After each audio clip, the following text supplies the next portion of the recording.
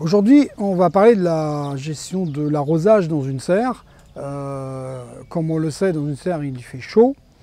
Il y a un dessèchement du sol et puis une déshydratation de la plante qui peut être très rapide. Donc il faut effectivement gérer cet arrosage. L'eau, ça coûte cher. L'eau, on la gaspille de moins en moins et c'est une bonne chose. Donc comment gérer cet arrosage? Alors soit j'ai de l'eau, de la récupération d'eau de pluie.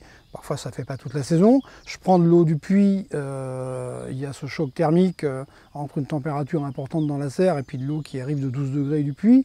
Et parfois c'est l'eau du réseau qui, parfois un peu fraîche aussi, et puis surtout qui coûte un peu cher. Donc si on ne veut pas mettre de frein au jardinier, il ne faut pas qu'on commence à dire faire du jardin, avoir une serre, mais c'est aussi faire beaucoup d'arrosage. Comment ne pas faire beaucoup d'arrosage? Faire du paillage. Paillage, on en parle régulièrement maintenant quand on parle de jardinage, c'est normal, surtout qu'il y a du paillage très efficace. Alors il y a du paillage plus ou moins efficace pour gérer cette évaporation ou cette consommation exagérée d'eau. La consommation d'eau, elle est normale, la plante en a besoin.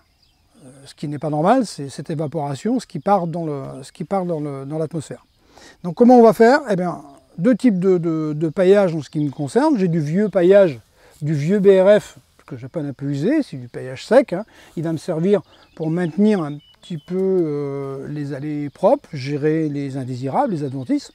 Et puis du paillage plus frais, du BRF, le bois raméal fragmenté, ce bois que l'on va broyer, du bois vivant. On va faire un tapis important, mais quand je dis un tapis important, voilà, c'est quelques centimètres de paillage. J'arrose bien sûr un peu, il faut quand même alimenter un peu, parce que la plante elle consomme, donc il faut compenser. Sous ce paillage, il n'y a pas d'évaporation. L'eau que je vais apporter en arrosage va vraiment rester, je dirais pratiquement cadenassée sous ce paillage. Alors ça peut être du paillage avec de la coque de cacao, avec de la paille de lin, avec de la paille de chanvre. L'avantage du BRF, c'est que c'est vivant et qu'en plus c'est nourricier. Je vais donc arroser, je vais canasser mon eau sous ce paillage pendant plusieurs jours.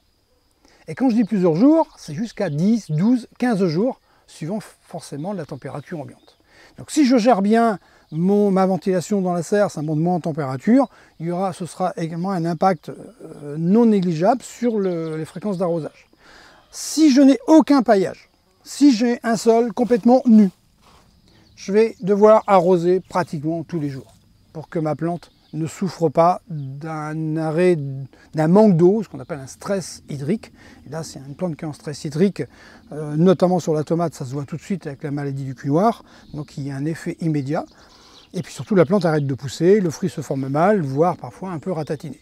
Donc si je paille copieusement, comme c'est fait là, en ce qui me concerne, j'arrose tous les 10, 12, voire 15 jours, entre deux arrosages, ce qui est quand même relativement confortable. Et on consomme beaucoup moins d'eau, beaucoup moins de temps pris pour le jardinier, il a autre chose à faire. Donc ça c'est important. Donc que ce soit pour des plantes, et là on voit des aubergines qui poussent plein pot, elles sont parties vraiment à fond là, parce que leur système racinaire est fait, depuis maintenant un peu plus d'un mois, il y a de l'eau de façon régulière, et la plante elle pousse, elle est en pleine croissance. Ici, là, du basilic, qui a été planté il y a à peu près 3 semaines, et il était tout petit, il a eu un petit temps d'adaptation, et là, ça y est, il est parti plein bourre. Donc on va avoir des plantes qui vont pouvoir s'exprimer sans être des gros consommateurs d'eau. Très important, gérer l'eau à température ambiante. Température ambiante, j'ai une plante, j'ai un sol, bon, sous le paillage, moins élevé, mais vous avez pu remarquer, quand on met la main sur un sol en plein soleil, il est chaud. L'avantage sous ce paillage, le sol est moins chaud. Et on parle de stress thermique.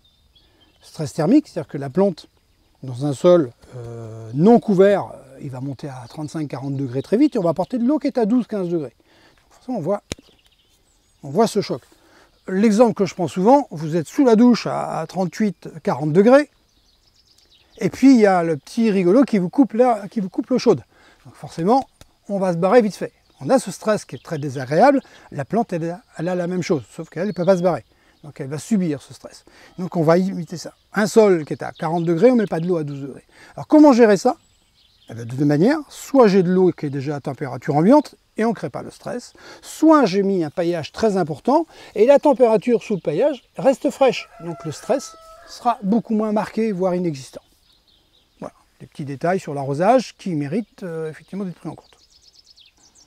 Alors ce paillage, on peut le mettre sur une grande majorité des plantes. Là on est dans une serre, on va avoir effectivement envie de pailler partout pour limiter cet excès d'évaporation et ce problème d'eau. On ne va pas pouvoir pailler partout aussi épais. Tous ces plants qui se développent de façon assez volatile, hein, assez importante, à partir du moment où elles sont bien sorties du sol, je peux pailler. Et là on peut pailler à 3, 4, 5 cm et on ne va pas asphyxier le sol. Par contre, juste à côté, et il y a eu des semis de carottes, pour avoir des carottes précoces, effectivement le paillage, on va le faire beaucoup plus petit. Ce que je fais souvent, c'est je paille à ça de mon sillon de semis pour ne pas gêner la levée des graines. Puis une fois que les graines ont germé et que les plants sont déjà un peu développés, eh bien, passons vite fait comme ça à la main, je rapproche un peu le paillage et progressivement on vient protéger le sol et protéger la plante de l'évaporation.